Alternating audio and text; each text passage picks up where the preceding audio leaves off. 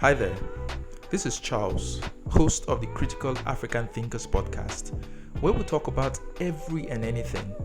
In this episode, my guest and I, Stanley, talk briefly about my newest book, a collection of poems that details my experience over a decade and a half. If you love good poetry, you'd like them, kindly grab a copy from the link in the description. Stanley and I discuss a book entitled The Loneliness of the Black Republican. Stanley is center-left. I like to think of myself as center-right, though I have no shortage of criticism for the right. We discuss the features of the Black Republican and what motivates him, his attitudes towards government intervention on racial egalitarianism, the party switch, the Southern strategy, what's driving Black loyalty to the Democratic Party, and much more. Please listen with an open mind and drop your thoughts in the comments below. Thank you.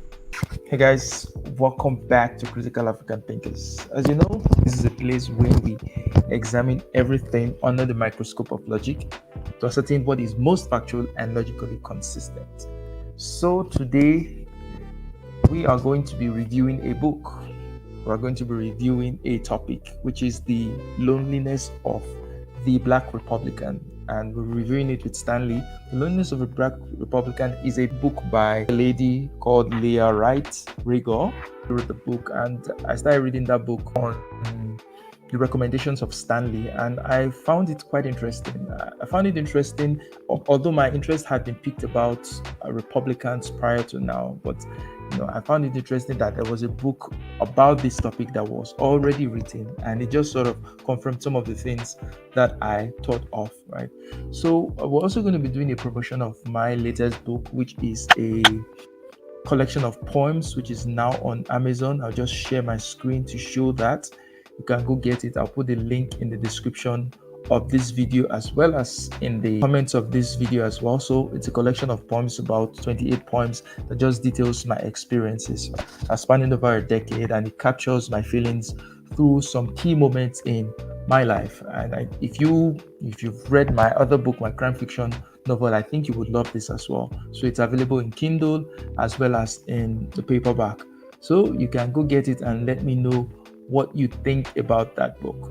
So now that we're done with that, let's get right into the meat of the conversation. By the way, I'm halfway through the book. Oh, so what are your impressions so far? It's very Raymond Carver-esque. Strikes me as more prose poetry. Mm-hmm.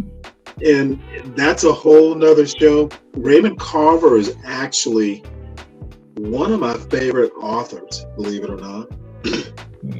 So let's go to the loneliness of the Black Republican. And I'll just give my introduction, right? That in my limited experience, I find that the Black Republican seems to be in a uniquely difficult position. I mean, he's torn between his conservative principles and affiliations and the not so welcoming attitude to Blacks displayed by the Republican Party. Now, whether said hostility to Black people hold any merit is what we're here to discuss today. And I'll read a series of quotes from the book, The Loneliness of the Black Republican, and get Stanley to react to them. So the first quote I want to read from this book, Stanley, it goes like this. It says, "It is difficult, if not impossible, to categorize African American members of the GOP because they do not square neatly with any existing narrative, nor do they fit within our modern understanding of the state of American politics. In other words, we do not have an adequate name for the Black Republicans described in this book, nor do we differentiate between them." So my question would be, can you describe the Black Republican? What are his values? What are his principles? What drives the Black Republican? I know I know Black Republicans like Glenn Lowry, but based on these quotes, how does this sit with reality in terms of what drives the Black Republican? Well, this is going to be a long answer, so Okay. you be prepared and you can interrupt anytime you want. The Black Republican, like an Arthur Fletcher, is not the Black Republican of today. Mm. Glenn Lowry is not Arthur Fletcher. Glenn Lowry is somewhere, he's not even Stanley Crouch, which was one of Glenn Lowry's mentors back in the late 90s. The interesting thing back in the 60s, and it's before my time because I was born in 65. So I've read about it. I don't know it, anecdotally even. But there used to be such a thing as a Rockefeller Republican, which was essentially a moderate Republican. Maybe even, I think I've heard the term bandied about, a liberal Republican. Mm, Republicans who were basically fiscally conservative and maybe moderately um, socially conservative, but they mm, weren't Bill Buckley type Republicans. mm, And that would describe, say, a black Republican in the mid 60s or a black Republican post Goldwater, because Goldwater, in my opinion, is like the dividing line. 1964 Goldwater running against Johnson. That mm, was the dividing line. That was the breaking point where Southern Democrats, Dixiecrats, moved over to the Republican Party, and that was the it was the how every few million years the poles of the earth switch. yeah. It was similar to what Democrats and Republicans did. 64, and then before that, Dr. Rigueur talks about, what was it, 1934 or something, blacks voting for FDR. Yeah. So black Republicans post, say, Reagan were moderate to liberal Republicans. There were Republicans who they weren't Thomas Sowell. They were people who basically said, hey, look, blacks have a serious claim to things like affirmative action, that sort of thing. Not Mm, 100%, they weren't lockstep, but they would at mm, least entertain the argument without going into a Glenn Lowry sort of spiel, or recently a Byron Donalds sort of mm. spiel. They were not fans of Thomas Sowell. Yeah, so I think this relates to one of the quotes here that says that equally important and especially baffling to critics, most black Republicans, regardless of their ideological differences, believe that racial egalitarianism was in keeping with the Republican Party's principles. Indeed, the majority believe that in times of crisis, the government had a right to intervene on behalf of the nation's citizens. Consequently, African American Party members' traditional conservatism often included a belief in federal intervention in specific matters of civil rights and racial equality. Now, I want you to juxtapose this with the current view of Black Republicans as it relates to civil rights, racial equality, and you know all those fun stuff. Well, there is no juxtaposition. There's no position to juxtapose. People like Byron Donalds don't believe racism exists. They don't believe America is a racist country. As a matter of fact, Byron Donalds, um, specifically, and really all the Soul Brothers, they believe that there was actually a silver lining to Jim Crow. And at the extreme, on the fringe, there are people like a Thomas Sowell who thinks that there's a silver lining to African slavery in America. So that brings me to I haven't read it, but I saw one of Glenn Lowry's posts today or yesterday, which talked about when he said that the African American family, there were actually more two-parent families under Jim Crow than now. And the first thing that came to my mind was, what's the relevance of that point? Why is that point an interesting point to make?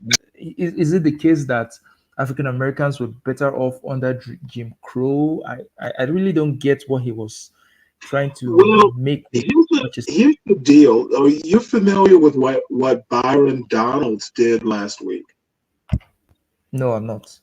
Okay, well, I'll send you the clip at some point. Basically, Byron Donalds made the same point like 7 days ago at some public thing. And Joy Reid, he was on Joy Reid's show and several other shows, kind of defending the statement.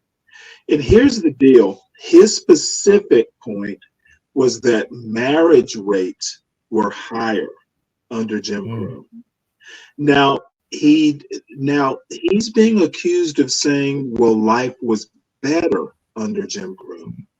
He didn't specifically say life was better. He said marriage rates were better, right? Yeah, but what's the point of Now, that? where I'm going to go with this is two ways.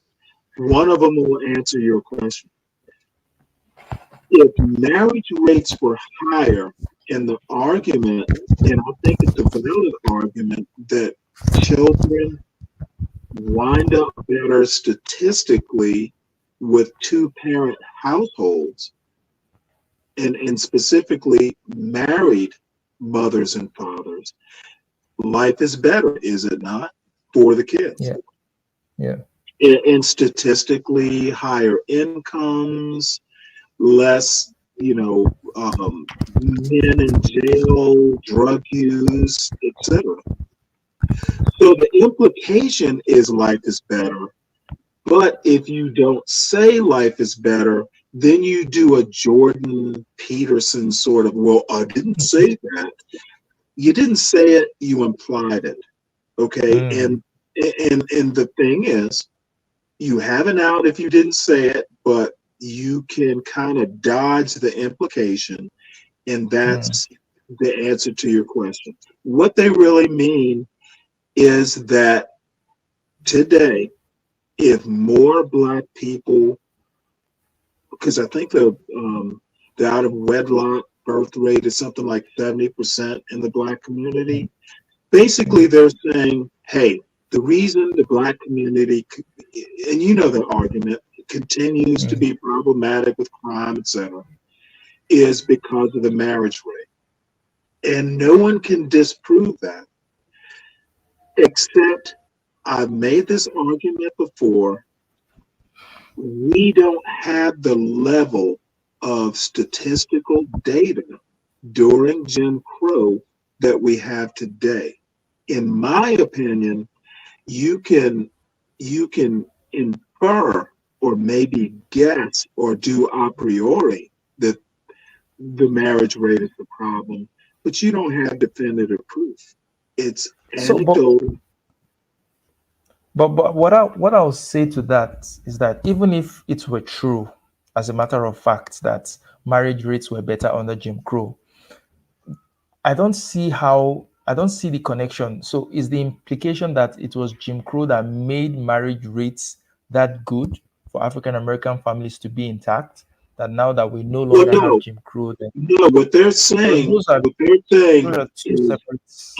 It's an indirect argument that the welfare state, the Great Society specifically, is the problem. Before the Great Society and before 1965, we were under Jim Crow, and we, coming out of Jim Crow without welfare, would have continued to prosper. It was the welfare state. That's the implication that they're basically saying. I think it makes some sort of sense, but I get where they're coming from. My next question would be, I'll just read this quote and follow it up with a question.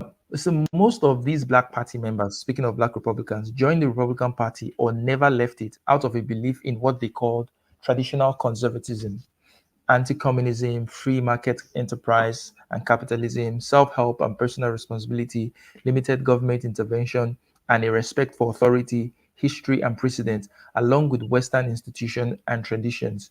In this sense, their beliefs were aligned with those of their white counterparts. That's absolutely a false statement. The only, and you can read them again, excuse me, personal responsibility is the only thing that I could pick out of that litany. That of why Black people joined the Republican Party?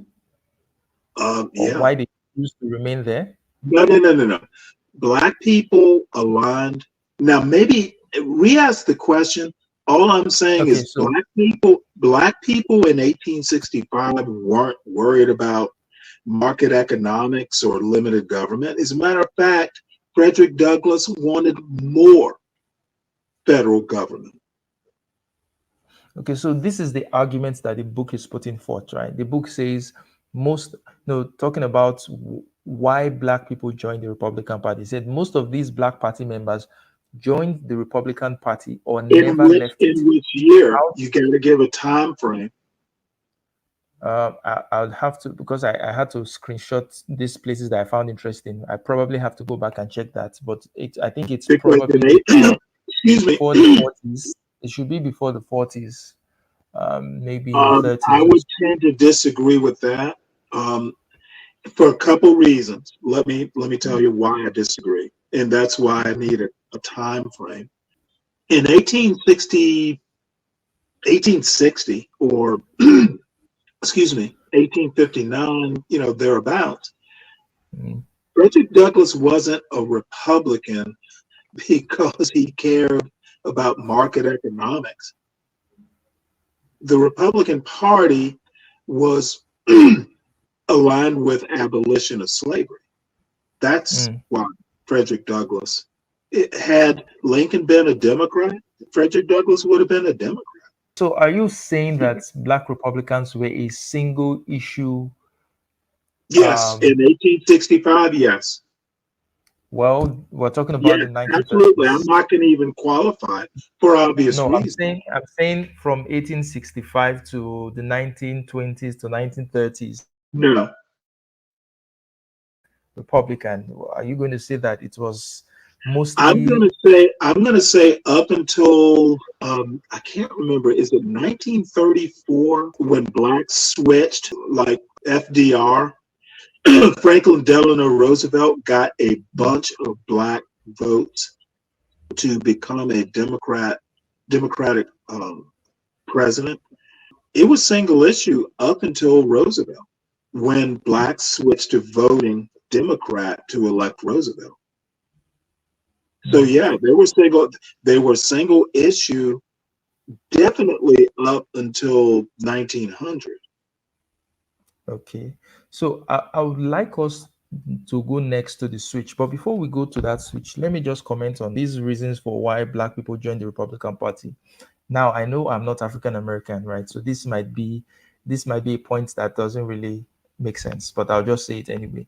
I think part of the reason why I was initially drawn to the right and the Republican Party is some of the things that were written here. For example, traditional conservatism, anti-communism, free market enterprise and capitalism, self-help, personal responsibility, limited government intervention, respect for authority, history, precedent, along with Western institutions and traditions. So these were things that I saw in the Republican Party that I thought made sense, and I said, okay, And I think these are things that I can align with, right? So, is it out of place for Black people in America at that time to think that these are values worth at having what at for, what for time? them to align with the At what Republican Party? time? Which time frame are we talking about? So, I'm saying before 1940s.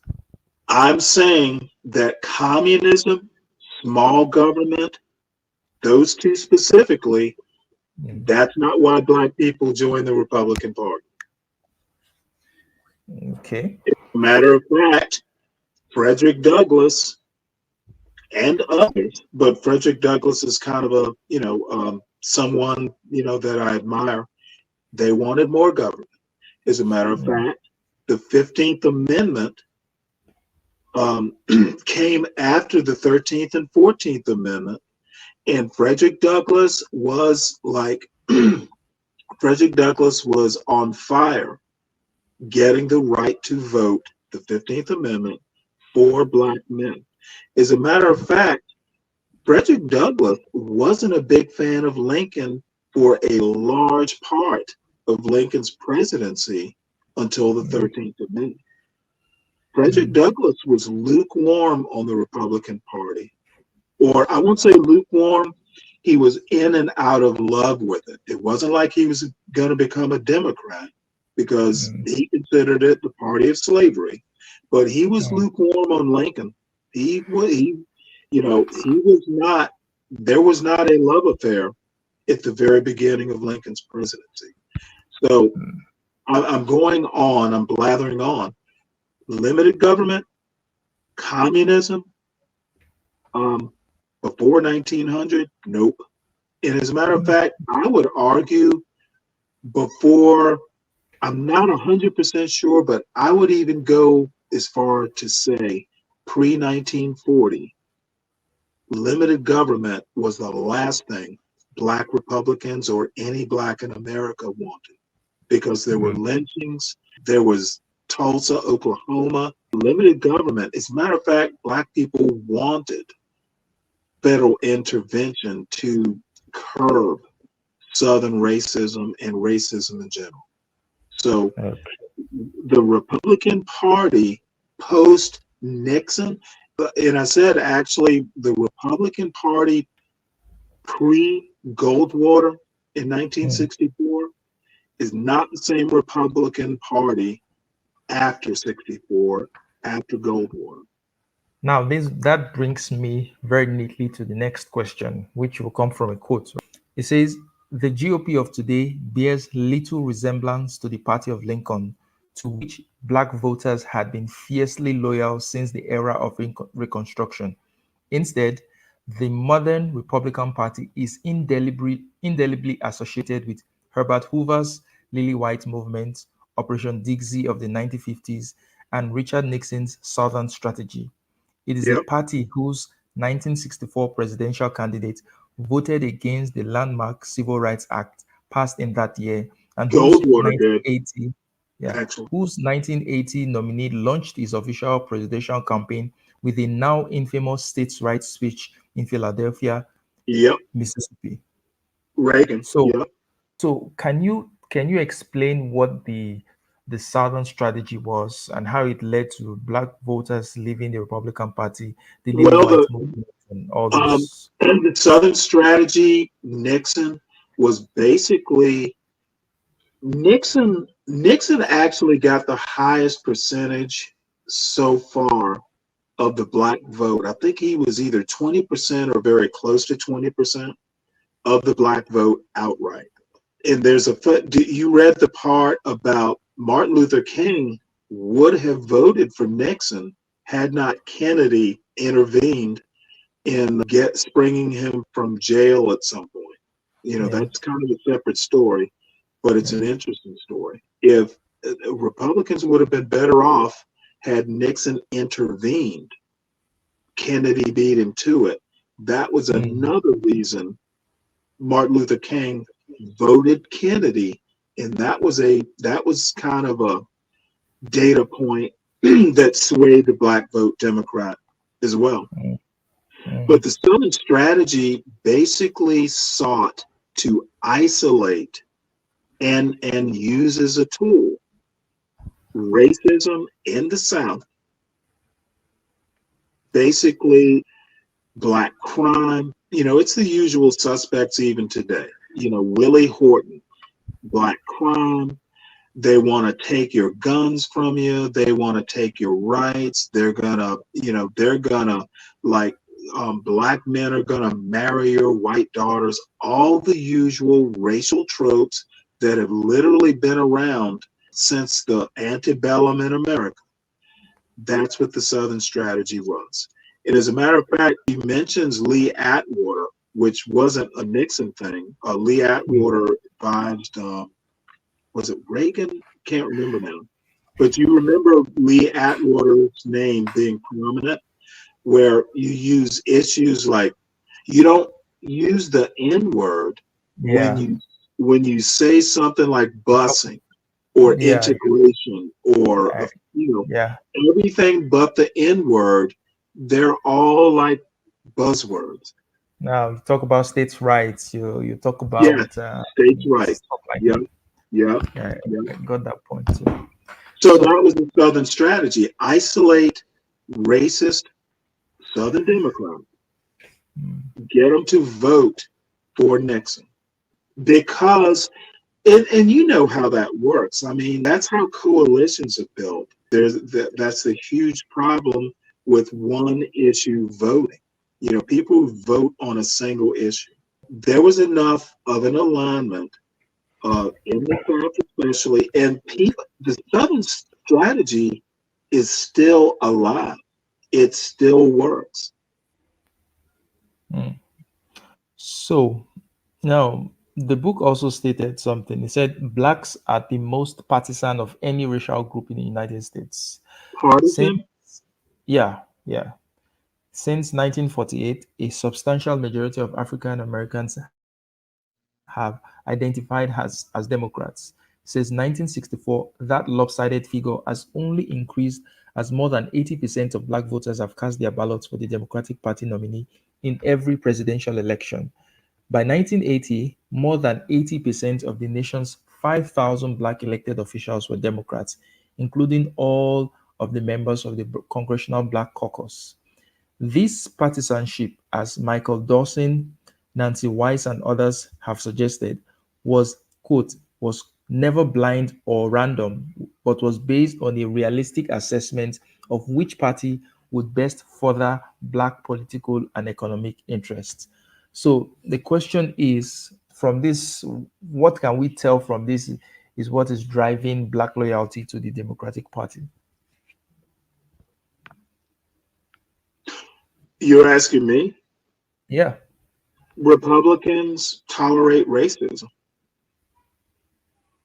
That's literally the single biggest issue as to why blacks don't feel comfortable. Even because you've heard blacks tend to be fairly religious on the Yeah. whole, therefore conservative.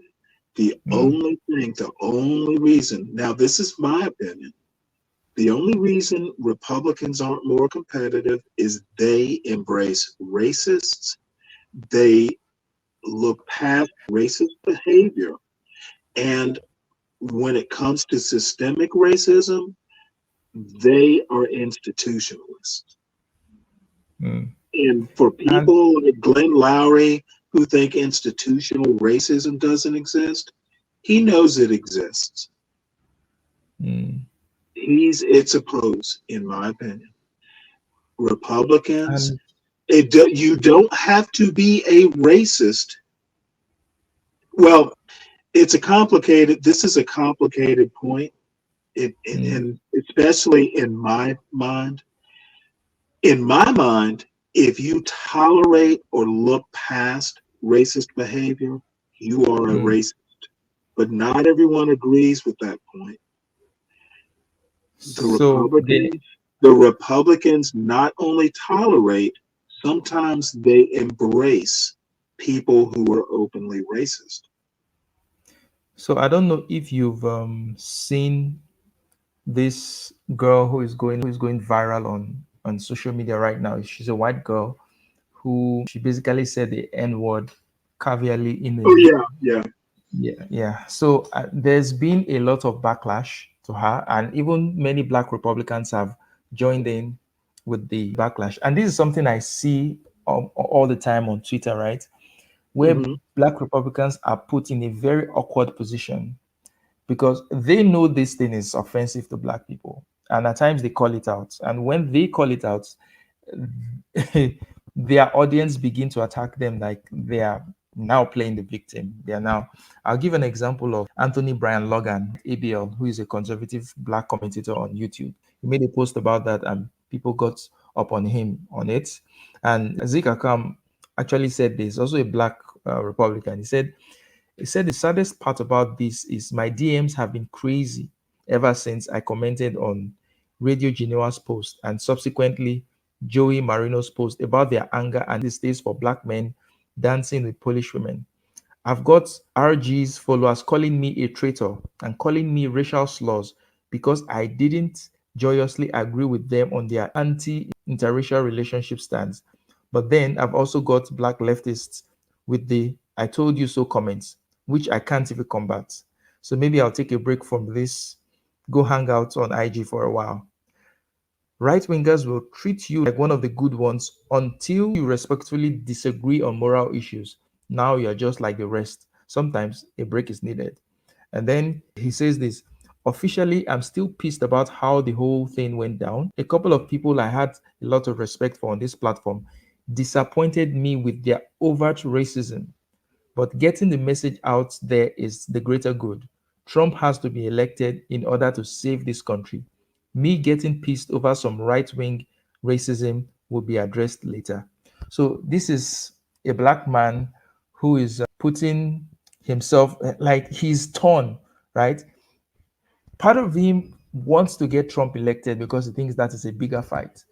Now, the other part of him is struggling with the overt racism in quote unquote the Republican Party and many Republican people that he follows or used to respect or respected a lot. He's disappointed with their racism, but he somehow is putting that at the back seat and saying this is not as important as the other issues.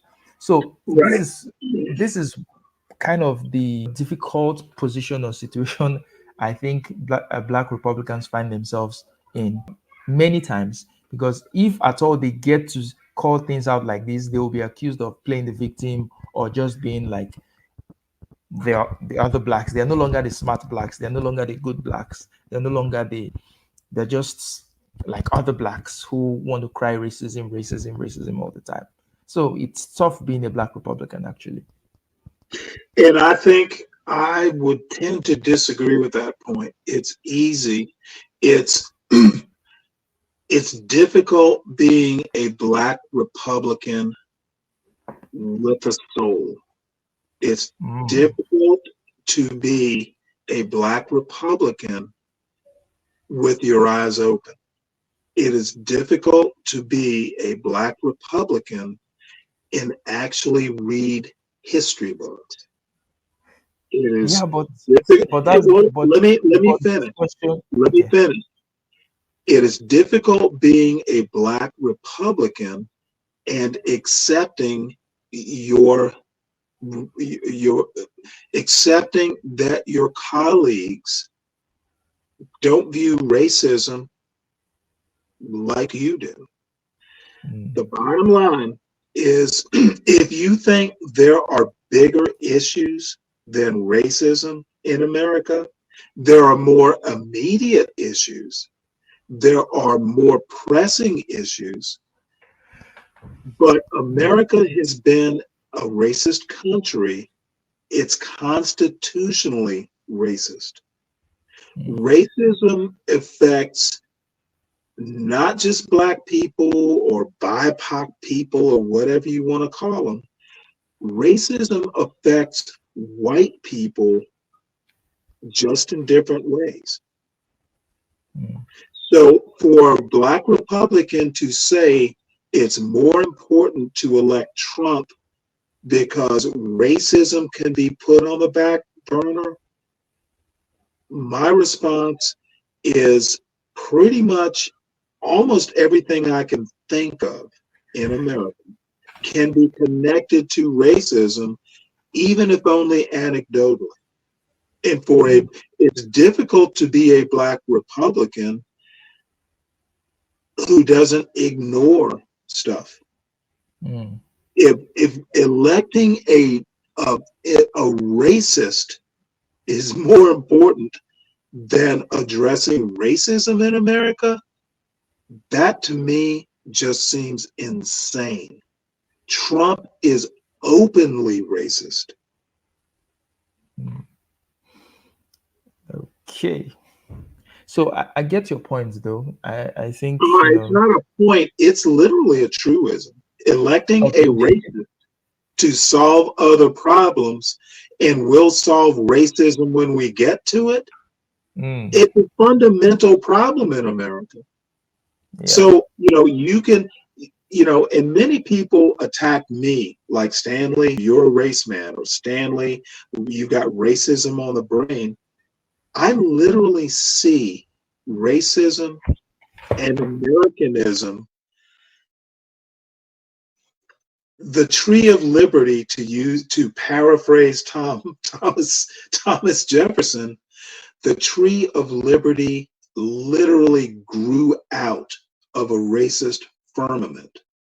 Okay, American prosperity was fertilized on black blood.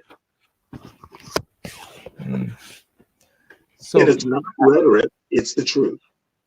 so I get your point about Black Republicans with a soul finding it very difficult. It's part of the reason why I'm so disappointed with someone like Glenn Lowry, because I think that he's such an important figure. He has such an important voice for him to basically just be playing to his audience. He's just saying what his audience wants to say. Now, most of the things he says I agree with, right? But if you've said something enough, saying it over and over and over again, to me just seems like you're just saying this because you know this is what your audience wants to hear. There is nothing new about race conversation that Glenn Lowry brings up apart from him being outraged about black behavior or just the negative stuff about the black community. Him I, being constantly outraged about that, and it just I'm like, you know what? Maybe you are saying this over and over and over again for more than a decade because you know this is what your audience love to hear. So I'm sure if you begin to challenge certain perspectives, which I know he has because I know he's a smart man, I know he understands some of the nuances around race. I've seen him in some other debates with other people where that nuanced part of himself comes out. But when he's talking with John and it's just both of them, they are just acting a show, they're just performing for their audience and giving their audience what they want to hear. well, I have been literally following Glenn Lowry since his Harvard days. Literally. Mm. So I know who Stanley Crouch is. I discovered Crouch before I ever knew about Glenn Lowry. And there's an old, now this is a slight aside. I think all people should start reading as soon as they're capable of like identifying all 26 letters of the English alphabet. You just, Mm. if a lifelong reader just knows things Yeah, because that's what readers do. yeah. So everyone should read more. Now, the public service announcement is over. Glenn Lowry, I tend to put Glenn's right wing piousness into perspective, balanced against his Harvard days.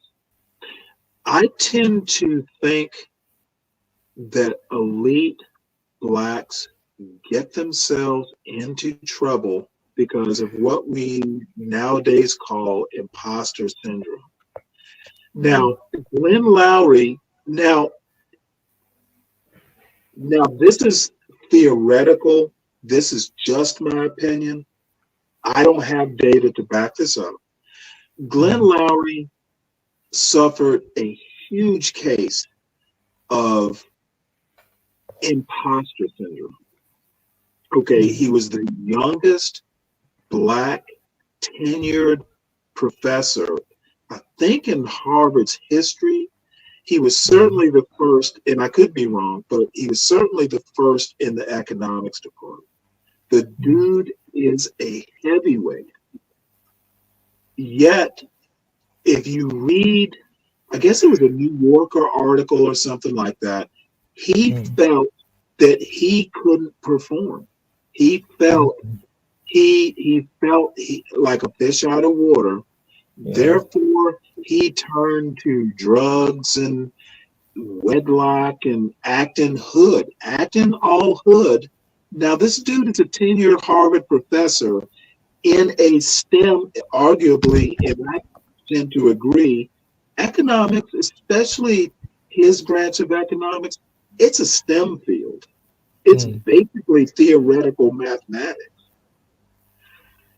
And he got there, yet he felt black. He felt I he like Clarence Thomas wants to basically blame this on affirmative action. If he had Mhm. earned it like in a truly meritocratic way, he would have been older and more established. The only reason he got tenure was because he was black. Therefore, you Mm. blame it on affirmative action. They brought me up too soon. I call bullshit. Yeah, I call bullshit I'm too. saying, I'm saying it wasn't an affirmative action problem. And the same thing with Clarence Thomas. It was not an affirmative action problem. They're both victims of racism. Racism made them doubt, not affirmative action. Affirmative action was why you got the job. Let's make that, arguable point. Yeah. But the motherfucker was a MIT economics graduate. Yeah. He got through the program. It wasn't people like Glenn Lowry, especially, simply cannot accept the fact that you're brilliant, dude. Where Mm. the hell does being black or how you got there? Dude, you got through MIT.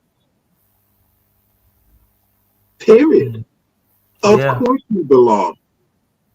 You are a tenured economics professor at arguably one of the best universities on earth. Tenured. You deserve to be there. Hmm. So I How think about work harder instead of like getting all spastic about it? And the yeah. bad thing is Lowry was married at the time. He wasn't some bachelor, you know, Mm. he was married to another economics professor, a female black Mm. woman economics professor. So So I don't buy Glenn Lowry's holier than thou attitude, even if he presents it as, "Hey, I've been there, done that. Let me tell you the pitfalls." Tell me the pitfalls. Don't pontificate about the mm. pitfalls. So I think one of the posts that Glenn Lowry made on Twitter or in one of his shows, he did mention that the affirmative action program that got him in was said they were looking for outstanding black students, right? That he was one of the two outstanding black students. And then it struck me. So I said, so it means that they were not just looking for any black students. They were not Exactly. just they were not just Exactly. looking for just they were looking for outs and you were outstanding. That's why you got into the program. So Exactly. by that you are defeating the argument that affirmative action is it's bringing in unqualified unprepared people because I know Glenn Larry that dude is smart, that man can talk. So for him to doubt himself that much, you've got to ask yourself what type of programming, what type of psychological programming allows someone Exactly. who who is so good, who is so smart, so intelligent to doubt his own self, to think that he's less than capable, right? To And, try and and blame something else. It's crazy. but let me also just add another wrinkle. You're tenured. If you never wrote anything else in your damn life, you're tenured. Mm, And in academics, what if you didn't produce? You're tenured. Be a good teacher. mm, But I think teaching wouldn't be good enough for him. In my argument, and I've already said it, and I think you agree, affirmative action wasn't his problem. Affirmative yeah, action was not Clarence Thomas's problem. It was mm, imposter syndrome.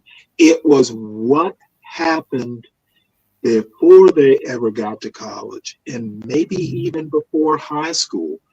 And Clarence Thomas, in particular, now that we're talking Republicans, he went to Clarence Thomas grew up like at some point in time, he grew up in the same Black Catholic community that I grew up in. I think I've told you this before. I know people who knew Clarence Thomas as a young man. And I went to an all boys Catholic military school that was maybe 5% Black out of 500 students at the time. And I was in the top. Dude, I scored 10th highest in the city to get into my school. So I was an academic elite just off the bat. And then Luckily, for someone to say, "Oh, the only reason you got in there was because of affirmative action," and be like, dude, as a matter of fact, I had a cold when I took the entrance exam. My father asked me when he picked me up on the way back, "How do you think you did?" You know what I told him? I think I failed. I wasn't feeling well. And I think I tanked. And I was okay with that. But I didn't tank. My point is I know how hard it is to be in an all white, all boys, elite Catholic institution. And had Clarence Thomas's problem was he grew up in an environment that wasn't as nurturing as mine. My father, my mother, you'll never hear me. Now, of course, as a teenager, I had my problems. They weren't perfect parents. But, dude, I don't know if I would have gotten through high school in that kind of pressure cooker had I not had them. So I know the value of a two-parent home. A two-parent home where the focus is on raising good kids. That's why I can be weird at times. You know, kids uber alles.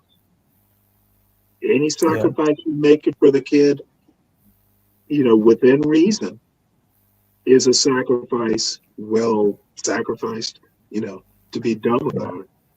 So the upshot, Clarence Thomas's problem, as he claims, was not affirmative action. It was racism and the firmament that he grew up in. And no one can help it. It's no one's fault. But don't make false claims. Don't blame something that you shouldn't be blaming. And he and Glenn Lowry and Thomas Sowell, and I make the same argument for Thomas Sowell's upbringing. Yeah. So I have a rhetorical question for Glenn Lowry. Zechariah has a question for me, but I have this question for Black Republicans like Glenn Lowry, right? If they're always saying, because almost every case of a Black person who has achieved anything of note, they attribute to affirmative action. So I ask, is there any instance in their opinion where a Black person truly merited what they got without affirmative action, that they stood on their own? Because it seems like in their books there's none, right? Is there any case, if at all there is none, doesn't that point to the claim that probably Africans or African Americans are inferior because without affirmative action, none of them would have gotten to this point, which is basically the argument that ironically the likes of Glenn are making, that without affirmative action, Black people would not have gotten to this Well, point. no, I think it's actually the opposite of that. I think Glenn and Clarence Thomas basically say Blacks would be farther ahead had there been no welfare or affirmative action. And I disagree with that. But the question is, can they point to any case of a Black person achieving such feats without affirmative action, irrespective of affirmative action, that they can say that even if there wasn't any I affirmative think action, actually this they person could. this person would have this person Well, would have well, you have to qualify that question a little bit. In their age cohort, I think Glenn would have been okay without affirmative action. He didn't get into Northwestern because of No, affirmative action. yeah, no, but does he think he would have been okay without affirmative action? I know he would have been okay, of course he would. But does I he think think he would have been okay? Glenn, that's an interesting question. I'm gonna guess Clarence Thomas would say no. Clarence Thomas grew up in Savannah, Georgia, or Chatham County. Pinpoint where he was actually born in Savannah are in the same county. Okay. You know, so I'm from Chatham County, Savannah specifically.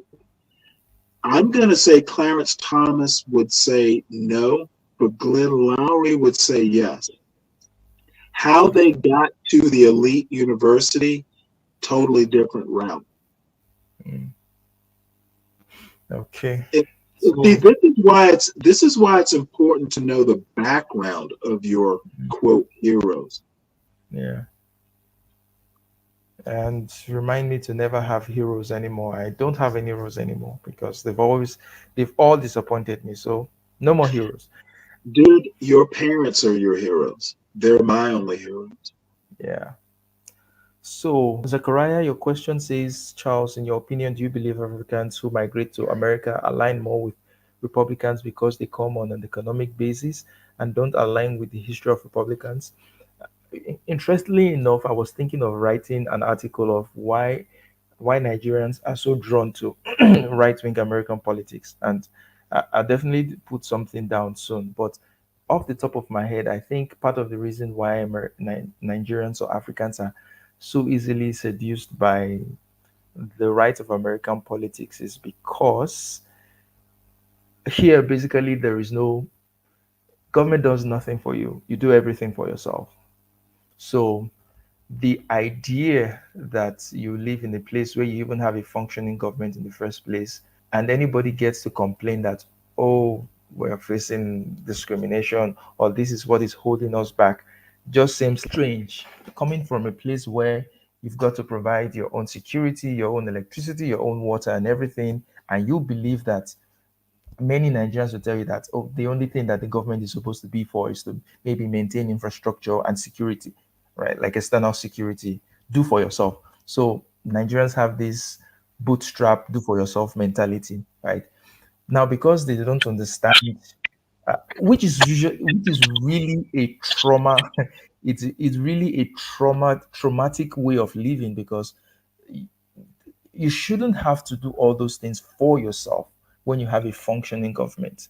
So it's more a function of the dysfunctional society they've been raised in or they've lived in, right? And then they transpose that into American society to say anybody who relies on the government at all for anything, they're not taking advantage of opportunities, they're weak, and all those fun stuff that they love to say about African Americans. So this is just a jumbled. I'm going to put my thoughts better in writing, but this is off the top of my head why Africans or Nigerians are mostly drawn to the right wing, individualistic, bootstrap, do for yourself kind of politics that Republicans are famous for.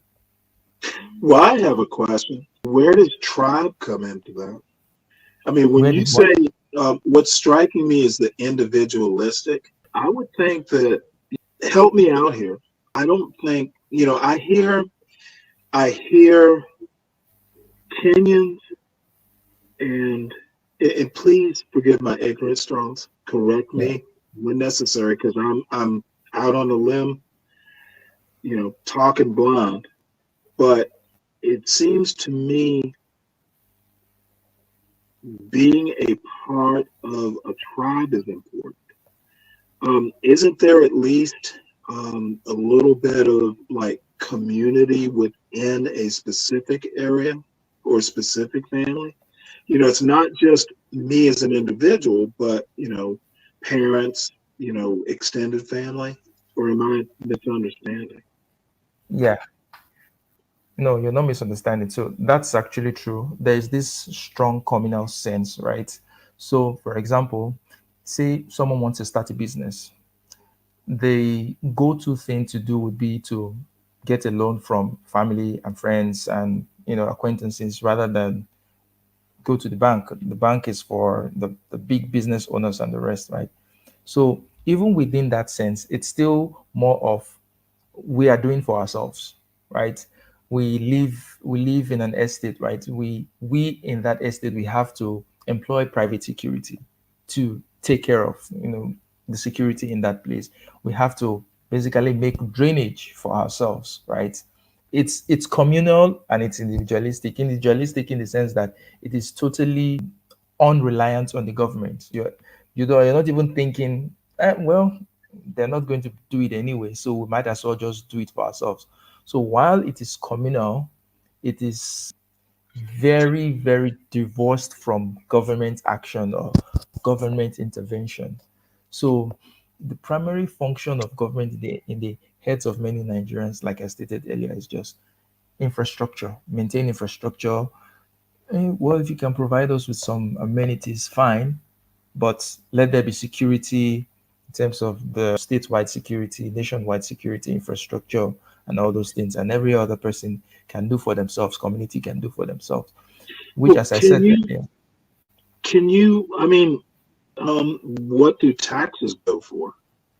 oh, If you're paying taxes into a government, or a state government, mm, or how does the tax structure work? Is there state tax, like a federal level income tax? mm. How does the Yeah, so there are state taxes, there are local government taxes, and there are federal taxes, right?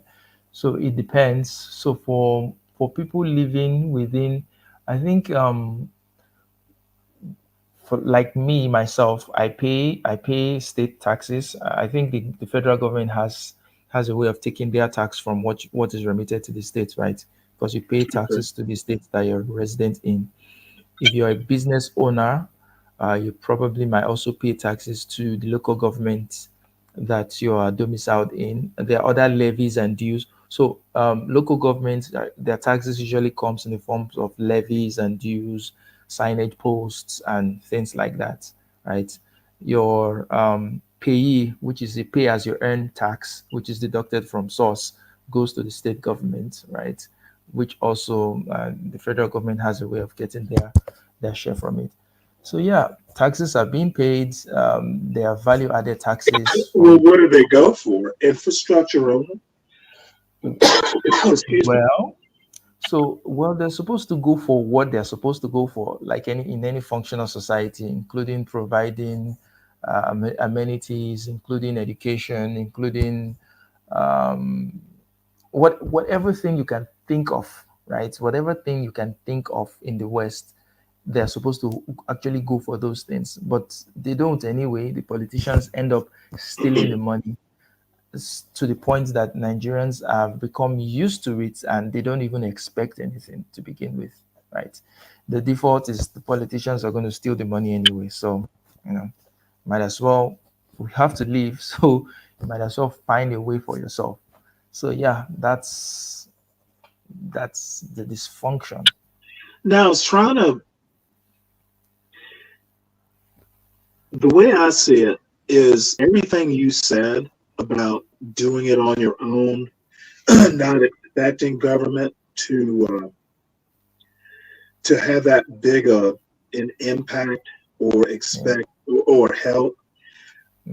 That's almost 180 degrees out from the way it's worked in American history and in Black American history specifically. Another reason Blacks are socially conservative, we, over our history, have needed federal government intervention.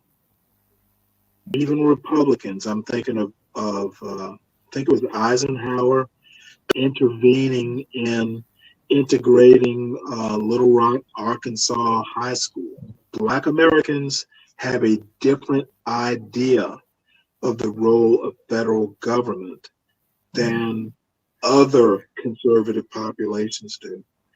Like a Thomas Sowell, get the government out of our lives and we'll do better.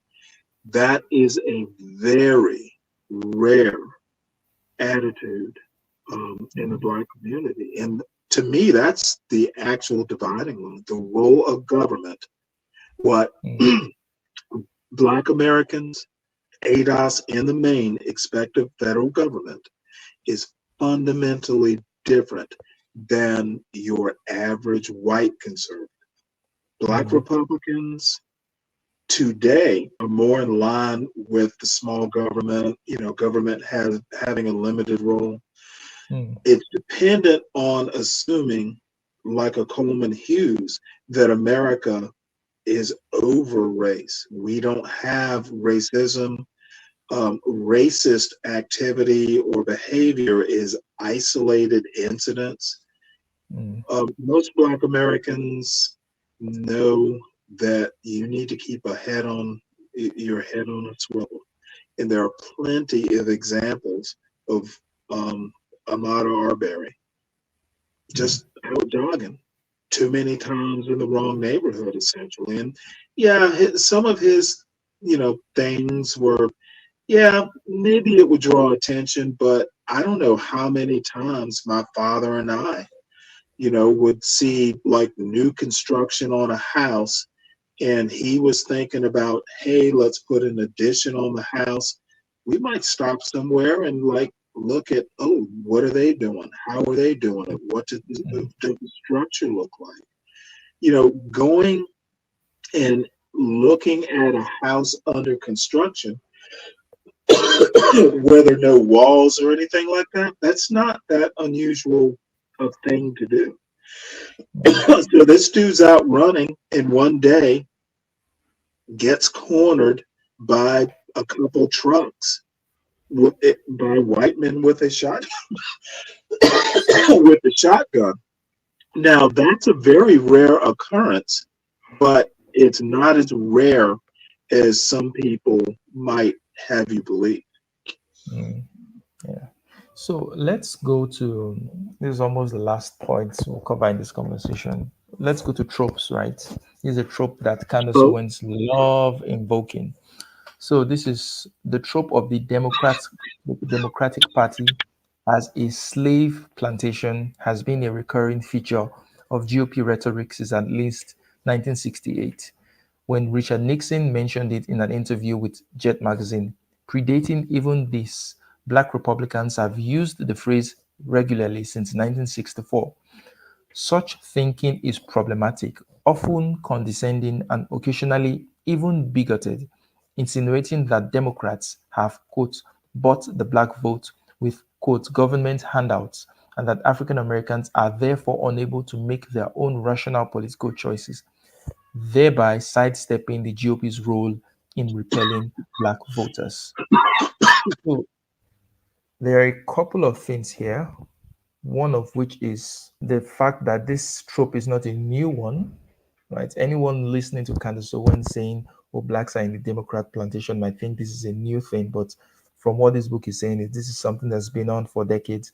Number two, that it's often condescending in the sense that it is insinuating that blacks are not making, they're not making choices of their own volition.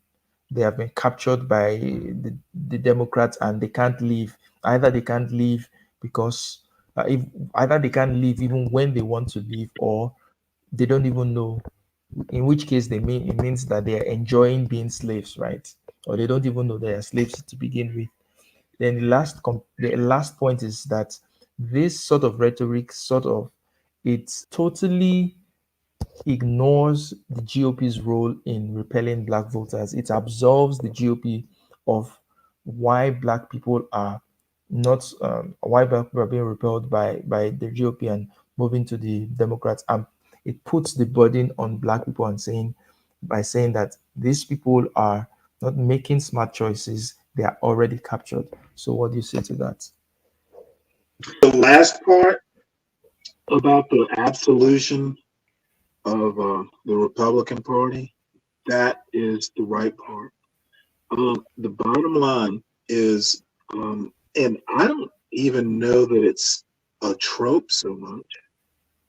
It's a trope that only a black Republican could make. You would never hear a white Republican Mm, saying that the Democrats are a plantation. Mm, Number one, they depend on a Candace Owens or a Byron Donalds or a mm, Thomas Sowell. Only a black Republican or black conservative could make mm, that point to the black community and not mm. be called a racist. And Yeah. oftentimes they are called, the black face of white supremacy. Yeah. How many? I have never heard a white conservative say that. Have you? Mm. I don't think I have. Okay, there's a reason for that. And the prettier the face, the softer the voice, the better. It's like a velvet, a So velvet. basically, you're just describing Candace Owens. How many ugly black Republicans do you know that get? No, dude, you think it is? It's only half a joke. Name me an ugly black Republican who gets on TV and makes these points. Name me one. It's Um, only half a joke, Charles. You could come over here, dude. I tell you right now, they would change the Constitution to have you be president. well, You I'm not so handsome right black wing. Republican, you. But I'm not so right wing anymore, so I don't think they'll no, be but that but seriously, and this is another point, and it's not just a Candace. Well, Candace Owens is actually an example of this, of what I'm going to say. Politicians, left and right, Democrat and Republican, progressive, it really doesn't matter how you affiliate yourself politically. The one constant that politicians, American politicians, depend on is ignorant Americans, Americans that have failing schools, Mm, ban certain types of history. The one thing that we can depend on, if I was a politician, would be I can say stuff and they have to fact check me mm, because it can't be done in real time. There won't be many people in the audience who can just automatically fact check because mm, they know or have read American history. yeah. So that democratic plantation rhetoric, nope. Black people don't have a hive mind.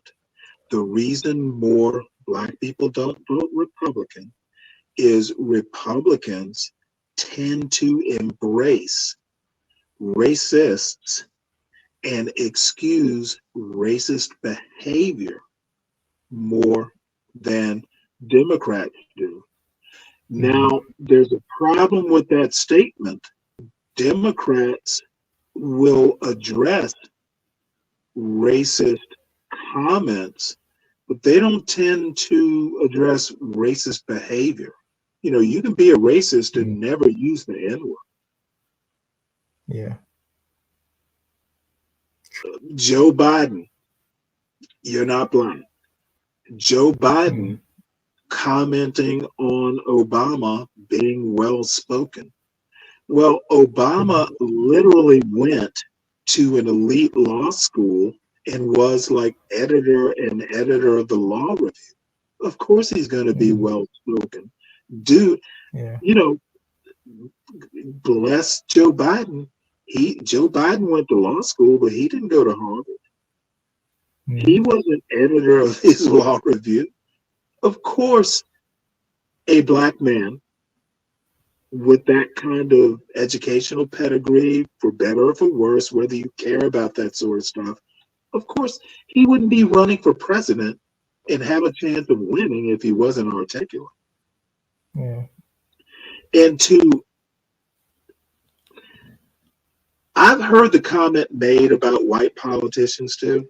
So, I'm getting a little bit wrapped around an axle. Maybe I shouldn't be.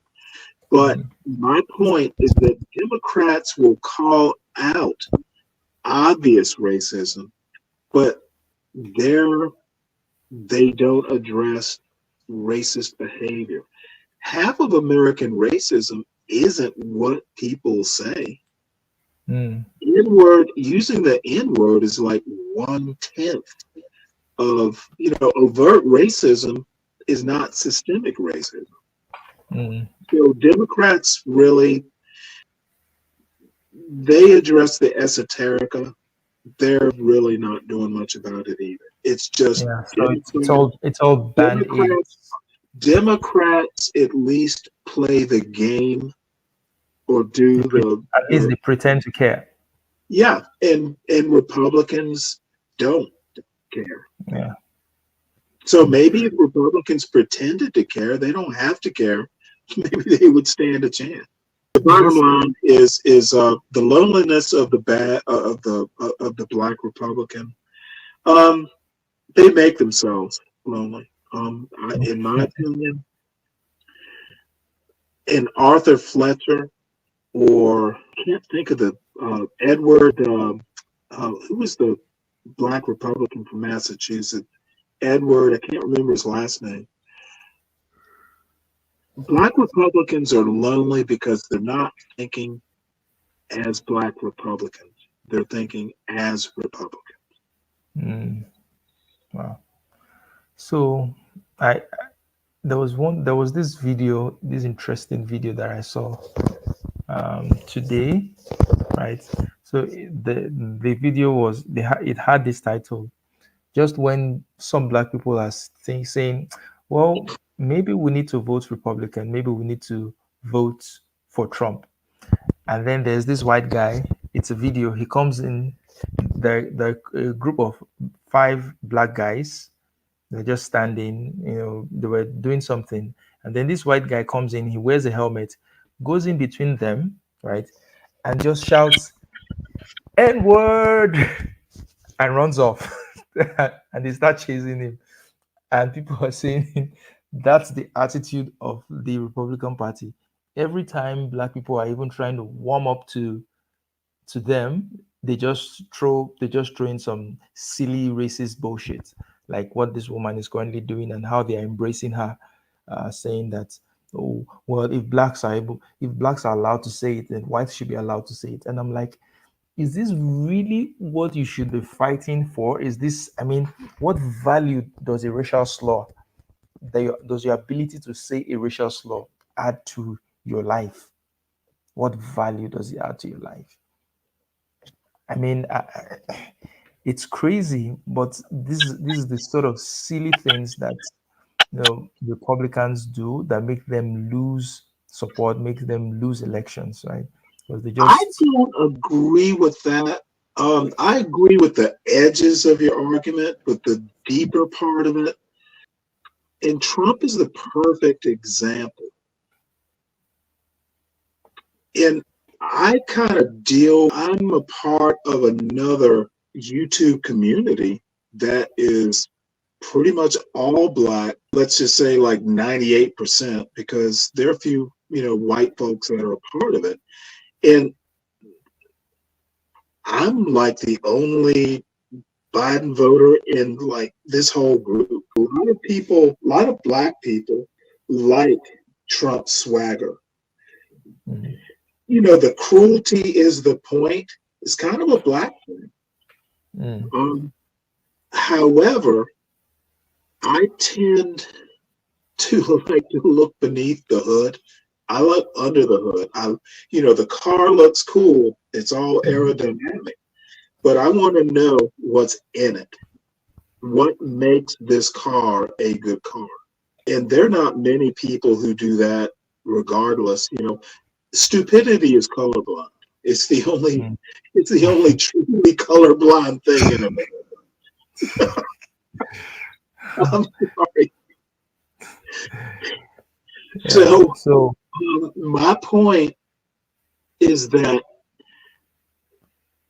I look at and I haven't read it, the 20, what is it? The Heritage Foundation, the 2025 plan or whatever it's called.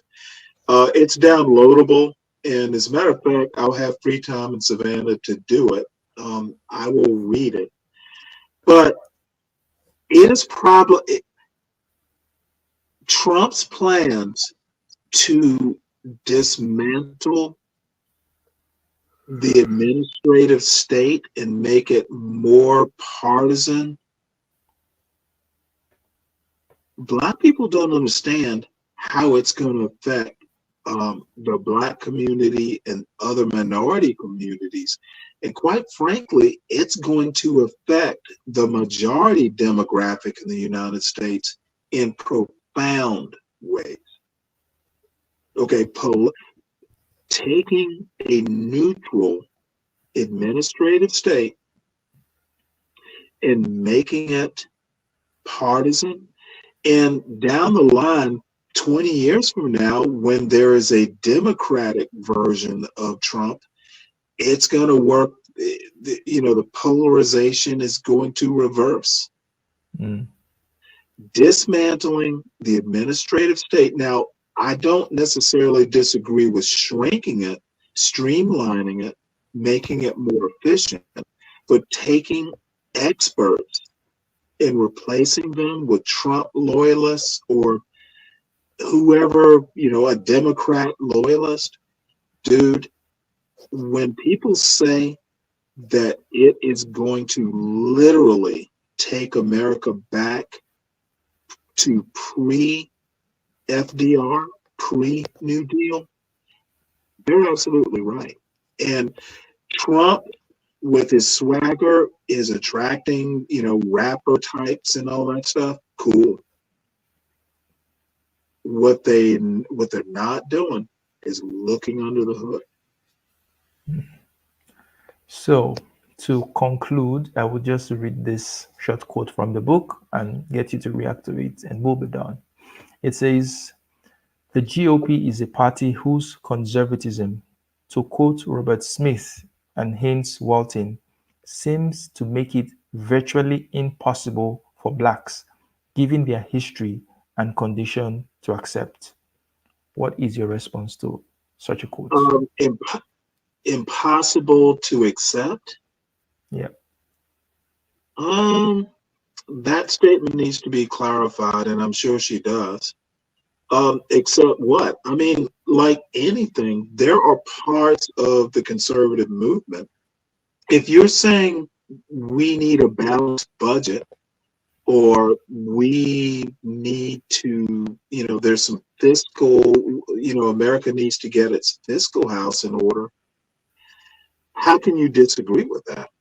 Where I tend to disagree, and believe it or not, 30 years ago, I might have agreed with America needs to be run like a business. A CEO as president is really what America needs. America needs to be run like a household, 30 years later, no, America's not a family. Never was really. America is not a business. It's a country. And the CEO, the one CEO that we have had,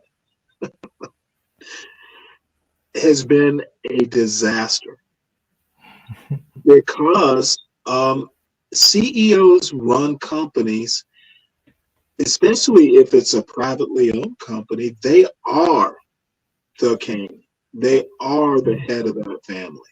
They do get to operate without repercussions.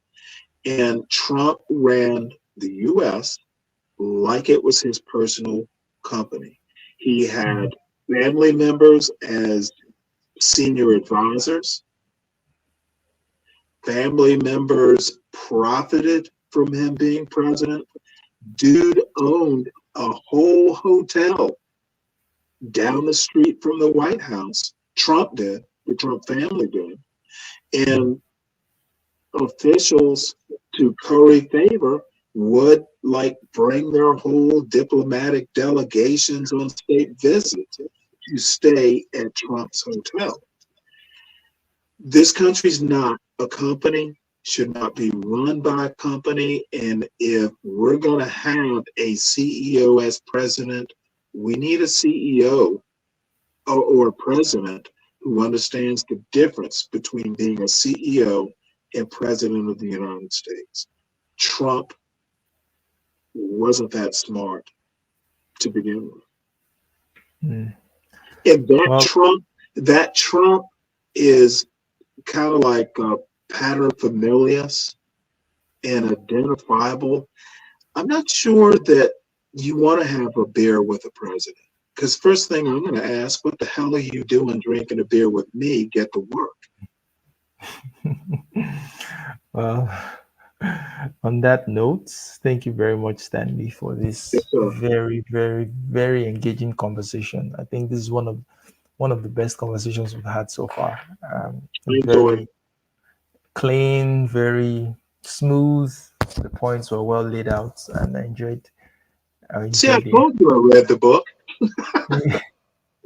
Yeah, you did. You did. I still have to finish it up though. So anyway, thanks guys for coming. Like, share, subscribe. Please go check out my book on Amazon. I'm going to leave a link to the description in the description of this video as well as in the comments, so you can go check it out. And then I will catch you in another live stream. It's bye for now.